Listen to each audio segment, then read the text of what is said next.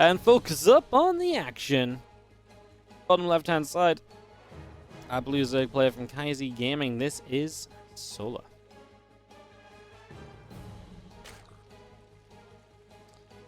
In the top right from Storm Gaming, our Red Terran player GuMiho, who again has been, I'd say, fairly impressive as of late, has been looking pretty good across the board, and somebody I continue to be excited about, right? Just excited to continue seeing more and more and more here from GuMiho. So, yeah, very exciting stuff, and let's see what he's got in store for us in game 1 of this series against Solar. He played a pretty good ZvT earlier against Beyond. He was able to do fairly well there. Took some map, lost game 3 to Proxy Racks with his Proxy Racks. The first game he got kind of out harassed, but second game he really controlled pretty well throughout and really was kind of looking like the favorite all the way start to finish there. So, yeah, been playing pretty well as of late. Let's see what he gets to do over the next little while. Yeah, so getting into game number 1 of this best of 3, like I say. We'll see what these two will develop their play into. Obviously, maybe likely to see a bit of mech here. GuMiho typically plays a bit of mech in TVZ best of 3s. Usually like a bit of mech and a bit of bio. Usually doesn't go all out on one or the other, so we'll see, like I say, what he wants to bring in. But it might be very map dependent. He has vetoed Blackburn, and with vetoes of Curious and Berlingrad from Solar, it means we're going to be playing on Glitter and Ashes, then 2K, then Hardwire. So Glitter and Hardwire are typically maps that people would say, oh, they're good Zerg maps, but if you want to play mech, you could argue that those maps are actually a little bit better for mech as well than, you know, usually Terrans would feel like they are. So definitely a few things to be looking at there.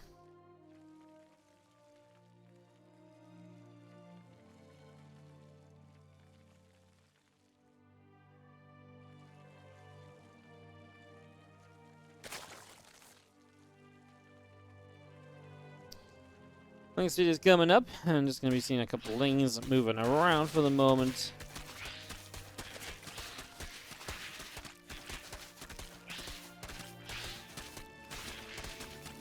Not really too much to shout about. Pretty standard opening. We will see double gas from GuMiho, which tells us it's not going to be that 3cc style, so maybe something a little bit aggressive to start with. That does kind of fit into how GuMiho likes to play. Quirky, a little bit different openings, and then kind of just going from there a lot of the time is very fun and very cool. So we'll see what happens. As our Hellion of GuMiho will begin to move through into the center of the map and look to start picking up some information as well. So moving forward with all of that, and otherwise just seeing where we're going to end up. Our Hellion will poke away at the third hatchery. Solo, as we actually see a Cloak Banshee opening from GuMiho, so yeah, actually interesting map for Cloak Banshees, because the larger map, maybe you can get away without Cloak Banshees here. But, yeah, GuMiho is somebody who, like I say, likes to play these techie openers and then, you know, play from there. Is not always about that 3cc opening. Solo is someone who's happy to play a lot of different styles as well. Very comfortable across the board, I would say. And as Hellion's running into his main base, he gets rid of one of them. Only going to be one Hellion alive in the main. It's not really going to find any info. I mean, it gets to see that the gas isn't mining in full, so you know that that's not a full commitment from Solar. That's not an immediate worry or concern here at all. And yeah, that's kind of nice, honestly. So good information gained here, super early on.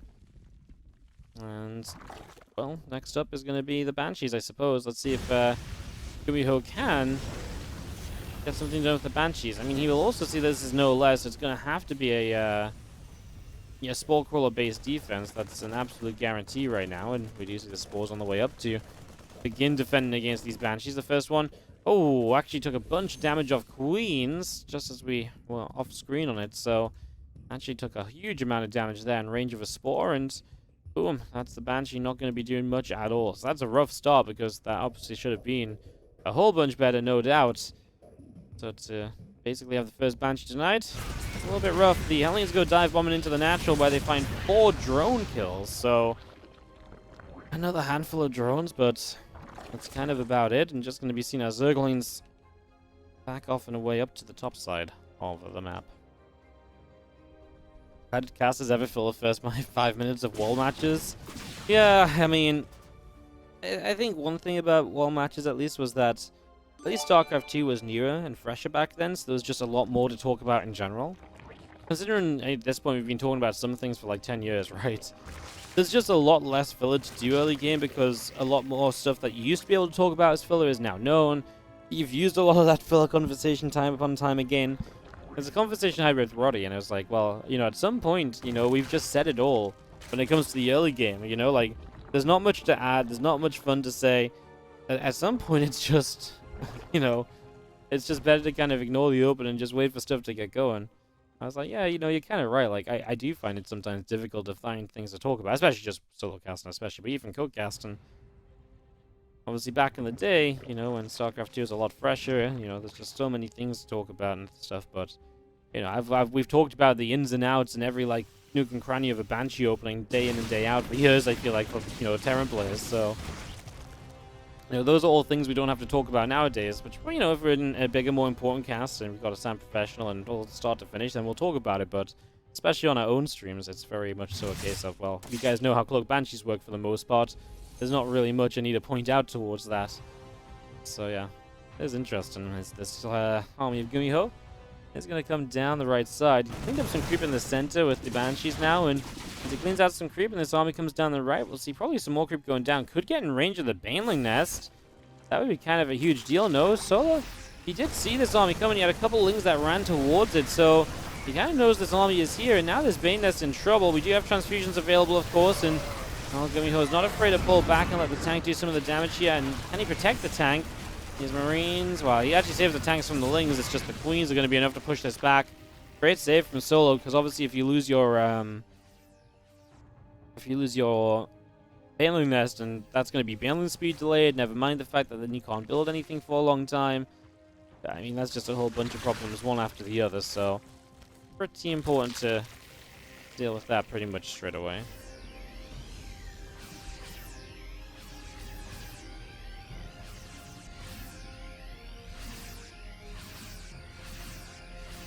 And we will set up in the center and just going to be seeing our Banshees. Going to get rid of one Queen pretty much immediately. So, get rid of that. Banelings are going to continue to go down. And at least the Banshees are finally finding some damage, because obviously they were not having a great time to begin with.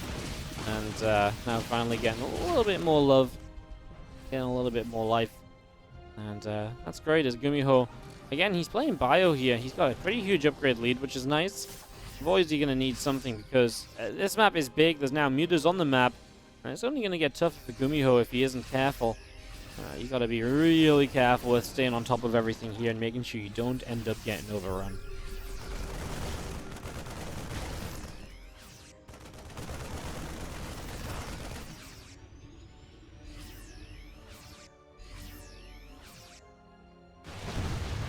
He does escape out to the right-hand side. I'm just going to get out of there and now dive in toward the main base. Our few Marines coming through, and those Mutalisks get pushed out there pretty much straight away.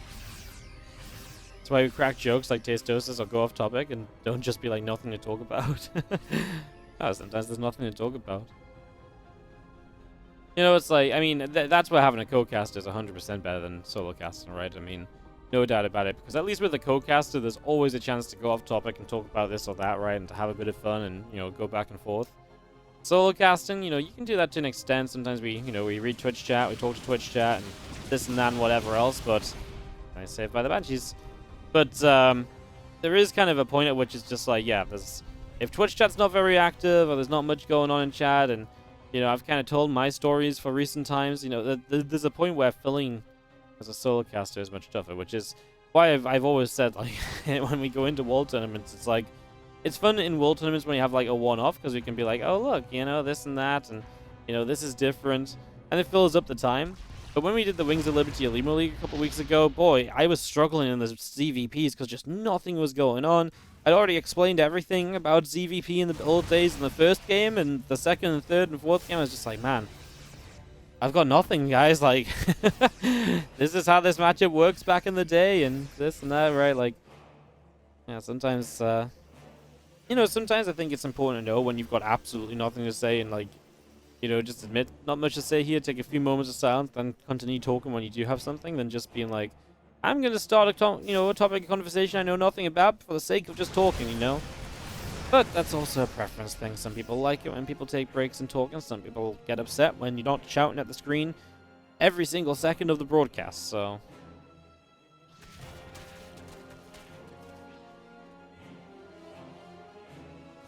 We just continue to control the map right now, as 2-2 upgrades from GuMiho are being chipped away at because the 2-2 of Solar is catching up here. GuMiho will have a 3-3 advantage as well, but boy, Solar just has so much of the map. You know, he has so much map control to work with right now, and it's again difficult to imagine that GuMiho is going to be able to realistically keep stuff going against us. Now, he does come in with a drop on the bottom right side, and that's one of the directions that has the least map control in front of it. There's not any creep really over here, so... this is one of the better positions to attack from, and GuMiho utilizes it to kill off a base. It's not really a base that Solar needed right there. It's not like he loses any works in the process, and he's going to kill off everything that was involved in that attack. So it's not even really like Solar, you know, Solar... I actually think it's a good trade for Solar, right? It's like 300 minerals that he, you know, okay, have to reinvest, but you have 2 medevacs, all those marines. He just kind of a bit too clumped up there, and obviously the Thors have something to say about that. The Thors really are MVP. Protecting the Terran player against those mutas, which otherwise will be very annoying, very up in your face, and is really kind of frustrating to play against.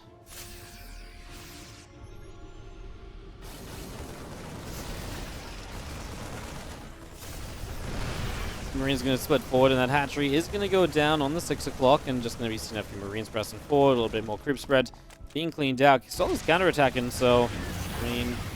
giving some respect to this Terran army, says, yeah, it's strong, it's powerful. Counterattacking is going to be my way to do this. And again, it's a large map. You got a lot of time to set up the counterattacks and everything, so they already start to look pretty good here. Strong cleanup around the map, honestly, as now Lings and Mutas will continue to be chased down. This CC over here should be able to land shortly. I'm not sure what actually happened to this base. Did it get busted down? Oh, it's just blown up. I mean, did he just take that bottom base earlier? Now, I have been talking to chat a little bit too much and not paying attention, because that is actually a weird kind of expansion pattern from GuMiho.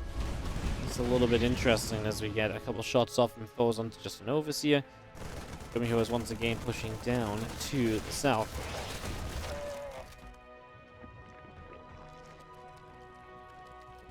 Other wall matches on YouTube?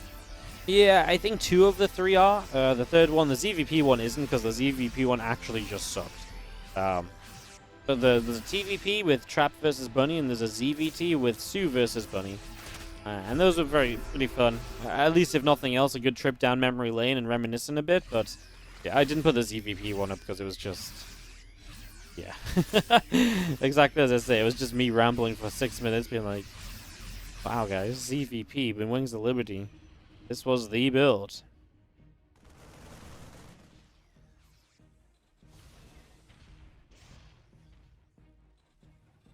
Marines is going to be collecting together. Few Thors going to lift up and see where they can go. I mean, GuMiho is holding on well. It's just look at Solar's bank, and this is what Solar's going to continue doing from here on out. Just running units at GuMiho, and ideally, he would like to get some economy in this. He actually pulls back away pretty quickly here this time. But yeah, ideally you get some of the Terran economy in these attacks, and you just have the entire map, and you're just going to be putting yourself in a great position start to finish. And these Marines are kind of stuck no matter what, because, well, mutas are here if they medevacs try to evacuate. So GuMiho kills off a base. Again, it's just a base that feels so meaningless right now. There's this bottom right base, there's this top left base that are barely even fully saturated. These are all locations that Solar can utilize just as well as that base that just died, so... I mean, it's nice to kill a hatchery, but then you consider how much GuMiho lost, and it's like, well, was it worth it? No, I don't really think it was worth it. I think it was a bit of a mistake, actually, and... gonna put him into a little bit of a tough spot, but Solar's not doing the best when it comes to counter-attacking. His attacks across the map are kind of falling short of the mark. They're not really delivering as they need to.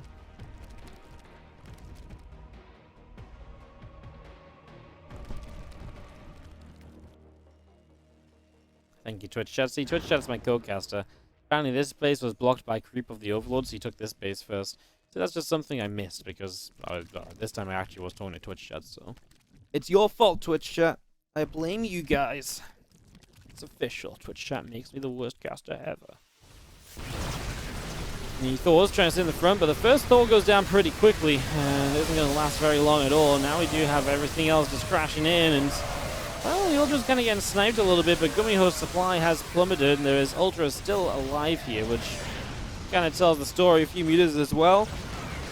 Wow, that was an extremely effective attack by Solar, who's got Ultras and Lings up over here as well, so it's not just a big army win for Solar.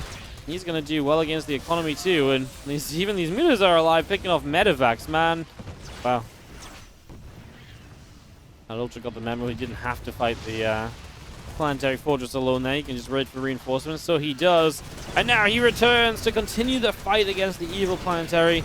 And I think he's going to die, but he led the charge. He gave the battle cry to the Zerglings that gave them the courage to attack on in, right? So made a lot of sense. Just going to see our Lings and our Banes still coming through. There's a couple of ghosts cloaked up, and they're going to have to stay out of the way of this.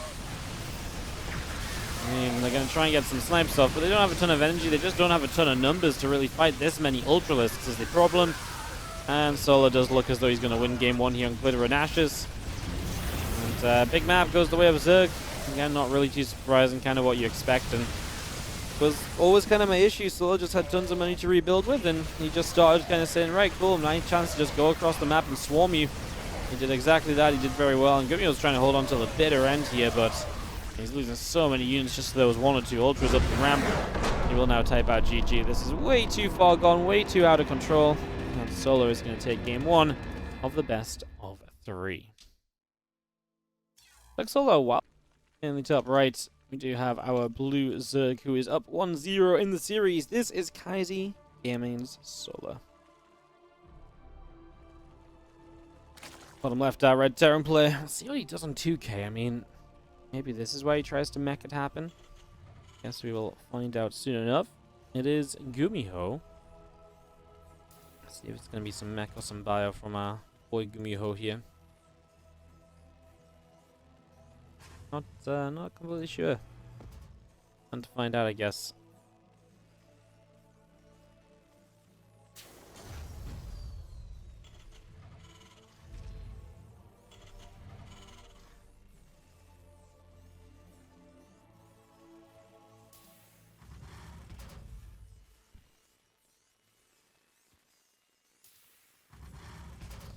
And thanks for joining us today, guys. It's going to turn out to be a pretty long stream because we do have the Home Story Cup qualifier later. I see a lot of people excited about that.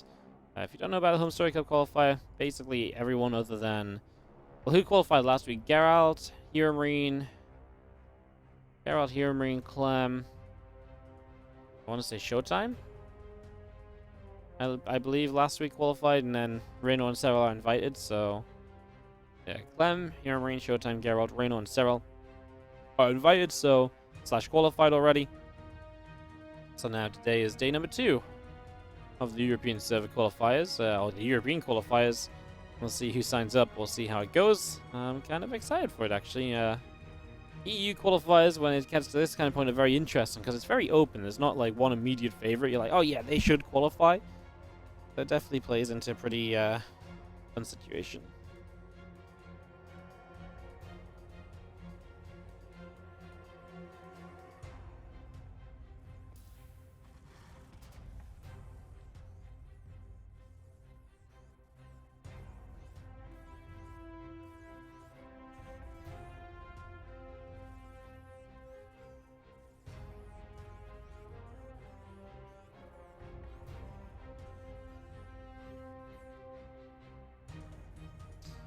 Let's follow an overload down. We do have the opening just going to be marine focused, so a few marines will make their way across the map.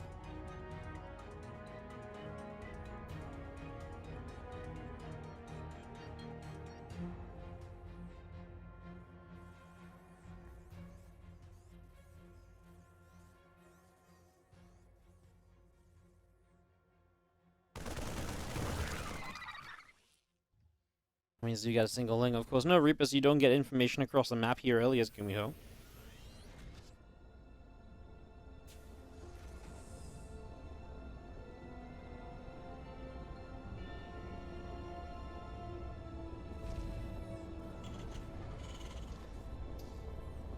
They're going to bring this barracks over the side, but the Overlord isn't there. The Overlord's back over here, so that's just wasted kind of barracks time. That could have been maybe building up another add-on, although if he's just going to build a tech lab for the starport, probably doesn't matter too much.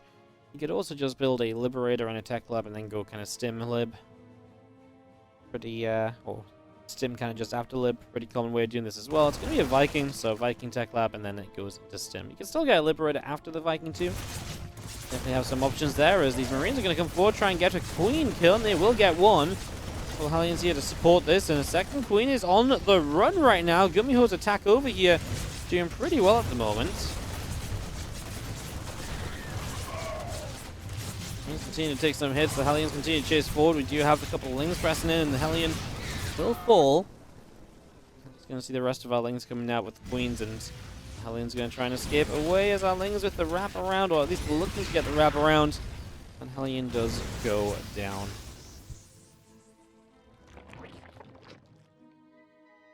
This Queen's just going to continue to group spread then, as the Hellion out in the center dodges away from a few of those Zerglings, so trying to stay out of trouble.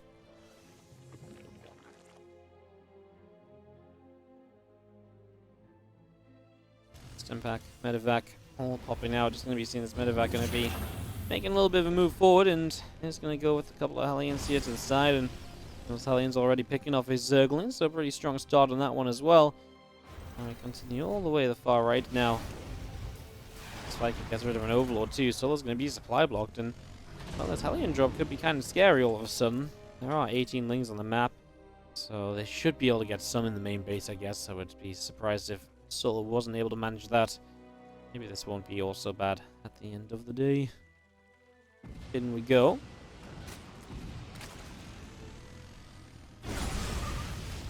Well, Humans did not move into position, even though Solo did have the surrounding Overlords around the base. Only loses 2 drones, which feels almost fortunate when you saw how many got hit by the first attack of those Hellions. Expected a lot more there. Drones did come in and they finish that Hellion off, and that is going to be killed. Now this Medevac coming back through again, just going to unload, and like I say, see if we can have a few of these drone kills. Going to get up to 6, going to move forward, 7. Looking for even more damage here. 7 workers killed. Few Lings running by. It's going to lift up against them, drop back down. And this action just continuing over in the corner at the moment. Lift up once again and just back and forth here. This Hellion drop honestly getting a lot done, but Solo just keeps on droning. So replacing anything that he loses. Still not ideal because that could have been units instead. And obviously, the mining time is still being lost as well. So it's still good damage from GuMiho. But Solo is fairly easily able to kind of get back on track and recover from the damage being dealt there, so not too crazy at the end. One Ling just going to go sit down the watchtower, the other Ling going to be coming across the map also, seeing what it can do. I'm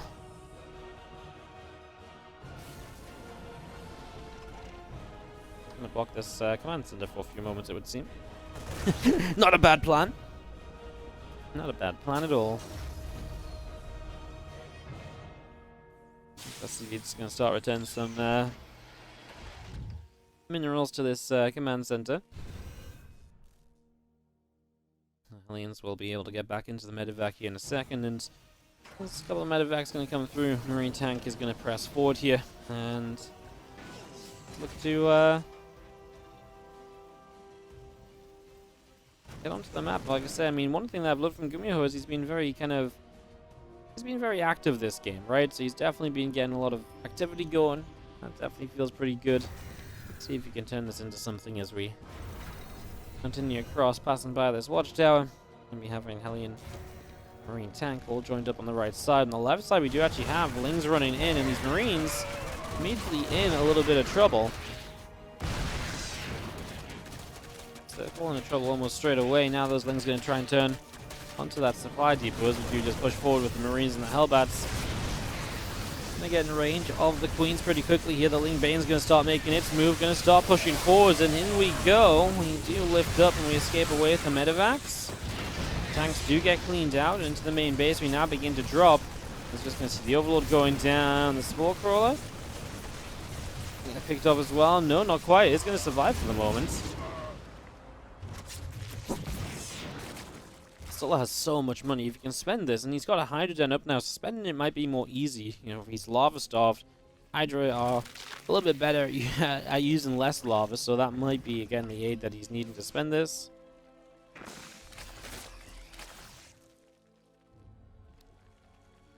See what happens.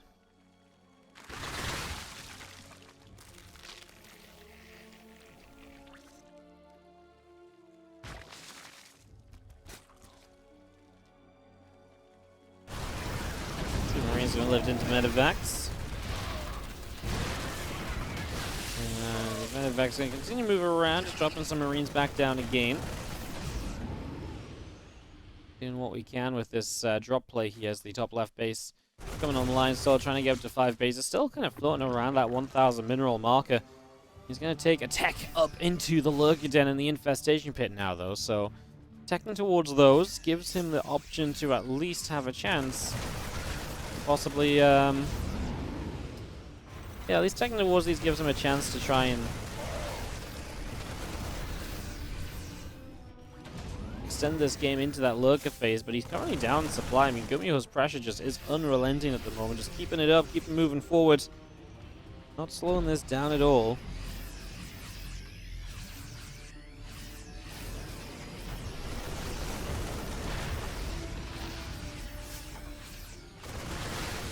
Stemming through. Veins in a little bit of trouble. He's going to be seeing the Lynx trying to run forward. A Queen taking a little bit of damage as well. We do just have the rest of our Marines trying to take a step forward here. The rest of this lane Bane continue to take hits, and it's a pretty big stem forward all at once here from GuMiho, pressing on through. A couple of those Queens going down, and 5 drones dying so far. GuMiho has to pull back to the siege tanks here. Might be time to just lift up out of trouble if the Banes start to reach you. Because Lings are starting to get on top of the tanks as well. 100% time to get out, and he will go maybe to the main. He has for the moment got +2 attack, at least against just the 1-1. His own +2 armor is slightly delayed. But yeah, fight this for a little while. We'll kill the Spore to give him a free way out of this. There's a dead spawning pool, so that's going to be Adrenal Glands cancelled and no Ling production for a while. Finally, some Banes and Hydras coming into support against this. As GuMiho, of course, though, can just lift and get out of there. So GuMiho is still keeping up some very good pressure right now, keeping this active on the map and doing a very good job of things, that have to be said. He is able to really keep this game going for himself. Now, the problem is this is still just 3 bases, right? The reason he's been so successful with this aggression is because he's just been pumping units and nothing else. But a 4th base begins and he sets up a 2nd factory, so he's starting to think a bit more about the future now. However, Solo was already thinking about the future earlier, and he's on his way to seismic spines. The lurker upgrades are starting to come to fruition, and as lurkers get onto the map, this might just stop GuMiho in his entirety, and then he's going to have to fall back on what is a later 4th base, what is kind of a later setup, and try and play from there. Here come the Banes, are essential to busting through this. The Blinding Clouds as well, pretty big deal, and the Hydra is going forward for quite a lot. We have ducked a decently full medevac too. Wow. Good fight from Solo. Suddenly GuMiho's supply collapses. And if Solo can just morph lurkers and get across the map, all of a sudden GuMiho might be in a crap ton of trouble.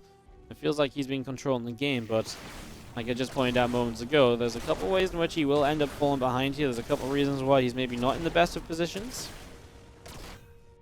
And those are exactly the things that Solo can abuse and lean on to try and get himself back into this.